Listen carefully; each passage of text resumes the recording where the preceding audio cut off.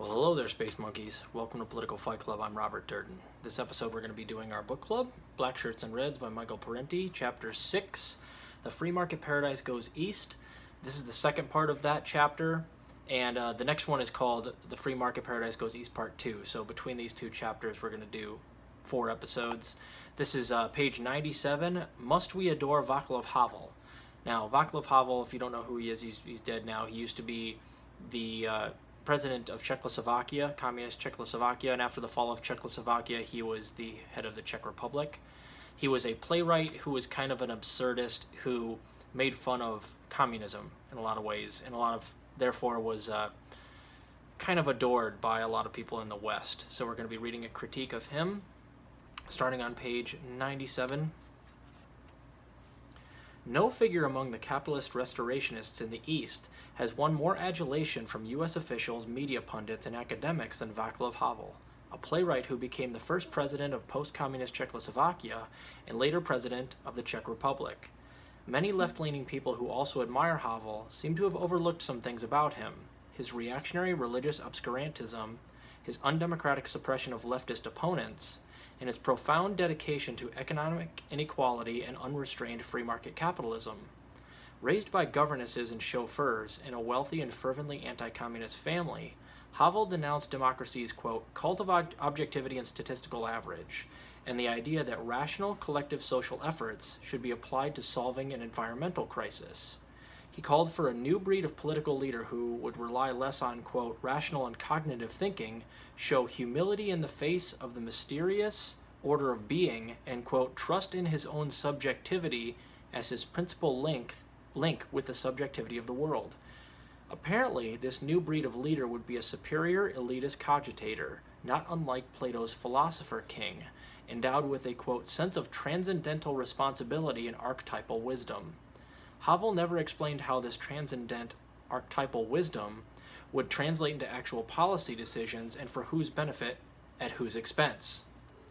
Havel called for efforts to preserve the Christian family in the Christian nation, presenting himself as a man of peace and stating that he would never sell arms to oppressive regimes. He sold weapons to the Philippines and the fascist regime of Thailand. In June 1994, General Pinochet, the man who butchered Chilean democracy, was reported to be arms shopping in Czechoslovakia, with no audible objections from Havel. Havel joined wholeheartedly in George Bush's Gulf War, an enterprise that killed over 100,000 Iraqi civilians. In 1991, along with other Eastern European pro-capitalist leaders, Havel voted with the United States to condemn human rights violations in Cuba, but he never uttered a word of condemnation of rights violations in El Salvador, Colombia, Indonesia, or any other U.S. client state. In 1992, while president of Czechoslovakia, Havel, the great Democrat, demanded that Parliament be suspended and he be allowed to rule by edict, the better to ram through free market reforms. That same year, he signed a law that made advocacy of communism a felony with a penalty of up to 8 years imprisonment. He claimed the Czech constitution required him to sign it. In fact, as he knew, the law violated the Charter of Human Rights, which is incorporated into the Czech constitution. In any case, it did not require his signature to become law. In 1995, he supported and signed another undemocratic law barring communists and former communists from employment in public agencies. The propagation of anti-communism has remained a top priority for Havel. He led, quote, a frantic international campaign to keep in operation 2 U.S.-financed Cold War radio stations, Radio Free Europe and Radio Liberty, so they could continue saturating Eastern Europe with their anti-communist propaganda. Under Havel's government, a law was passed making it a crime to propagate national, religious, and class hatred. In effect, criticisms of big-moneyed interests were now illegal, being unjustifiably lumped in with ethnic and religious bigotry. Havel's government warned labor unions not to involve themselves in politics. Some militant unions had their property taken from them and handed over to compliant company unions. In 1995, Havel announced that, quote, the revolution against communism would not be complete until everything was privatized. Havel's government liquidated the properties of the Socialist Union of Youth, which included campsites, recreation halls, and cultural and scientific facilities for children, putting the properties under the management of 5 joint stock companies at the expense of the youth who were left to roam the streets. Under Czech privatization and restitution programs, factories, shops, estates, homes, and much of the public land was sold at bargain prices to foreign and domestic capitalists. In the Czech and Slavic republics, former aristocrats or their heirs were being given back all the lands that their families had held before 1918 under the Austro-Hungarian Empire, dispossessing the previous occupants and sending many of them into destitution. Havel himself took personal ownership of public properties that had belonged to his family 40 years before. While presenting himself as a man dedicated to doing good for others, he did well for himself. For these reasons, some of us do not have warm, fuzzy feelings toward Vaclav Havel. Colonizing the East. Once the capitalist restorationists in Eastern Europe and the former Soviet Union took state power, they worked hard to make sure that the new order of corporate plunder, individual greed, low wages, and mindless pop culture and limited electoral democracy would take hold. They set about dismantling public ownership of production and the entire network of social programs that once served the public. They integrated the erstwhile communist countries into the global capitalist system by expropriating their land, labor, natural resources, and markets, swiftly transforming them into impoverished third world nations. All this was hailed in the U.S. corporate press as a great advance for humanity. The former communist nations were being recolonized by Western capital. Most of their foreign trade is now controlled by multinational corporations. Like third world countries, they are increasingly deprived of each other's markets. The once heavy and mutually beneficial commerce between them has been reduced to a trickle, as their economies get tied into the investment and extractive needs of global capitalism. Instead of mutual development, they are now experiencing the maldevelopment imposed by global monopoly capital. A lot of this is changing. This book came out in 1997, especially with the new invasion of Ukraine by Russia, sanctions by us and NATO countries put on Russia. It's really kind of changed the way that a lot of these countries do commerce.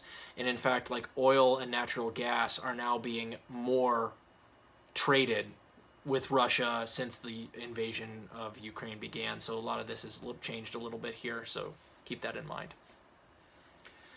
Multinational corporations are moving into Russia to exploit vast oil and natural gas reserves and rich mineral deposits at great profit to themselves and with little benefit to the Russian people.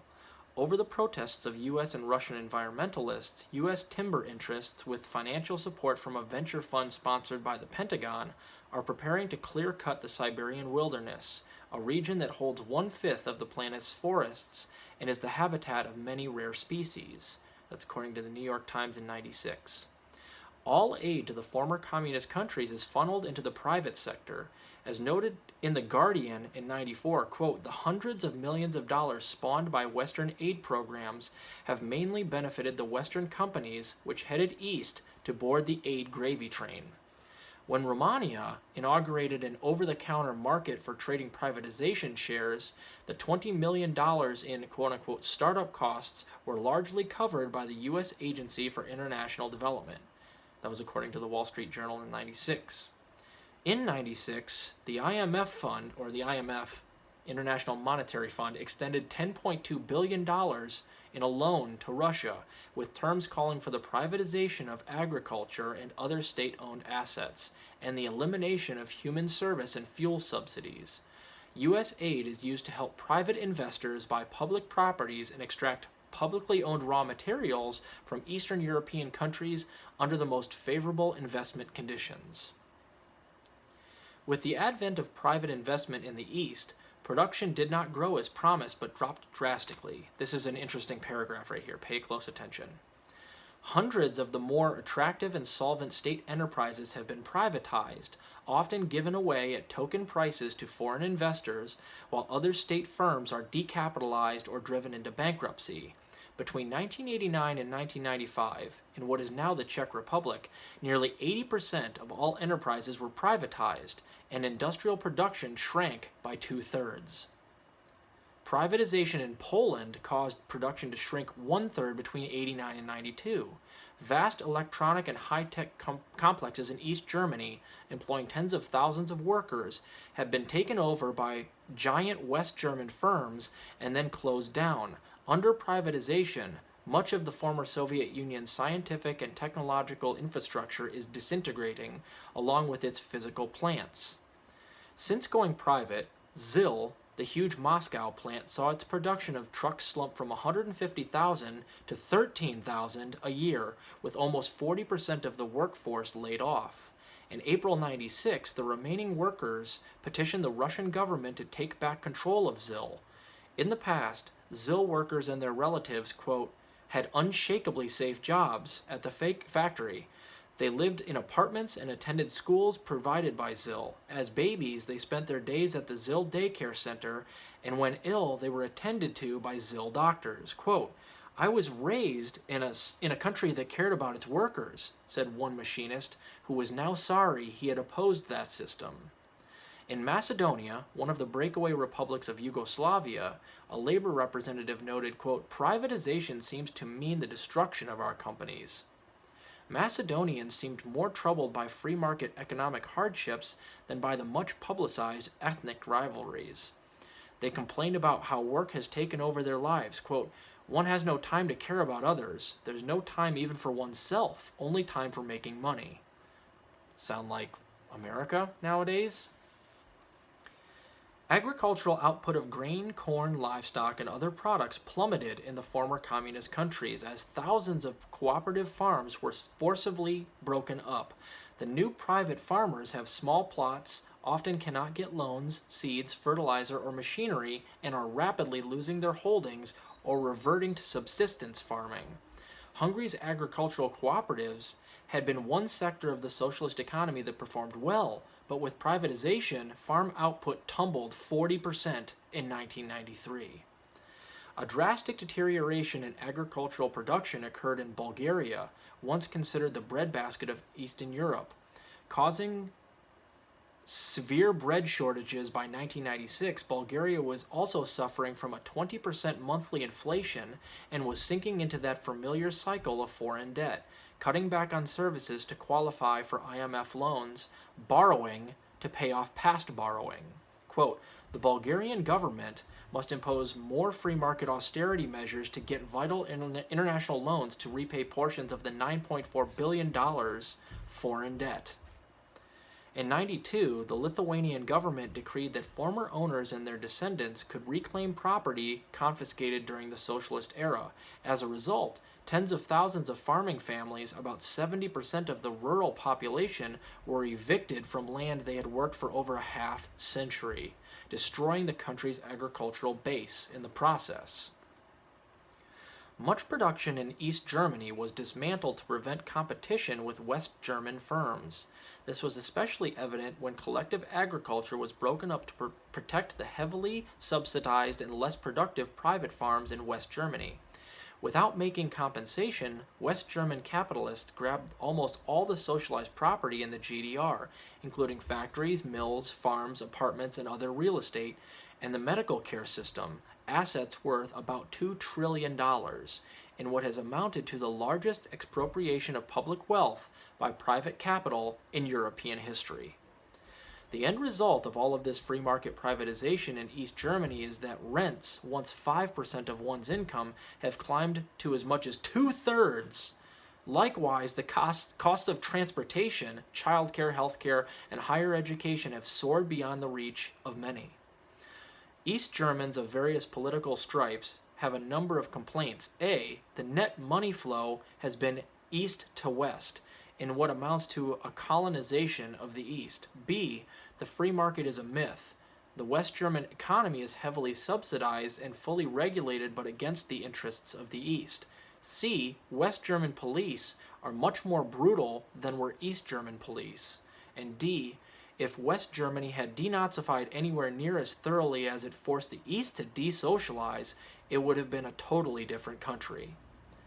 On the last point, it should be noted that German officials are bringing criminal charges against those who, quote, collaborated with the GDR of East Germany in any official capacity, including even teachers and minor administrators.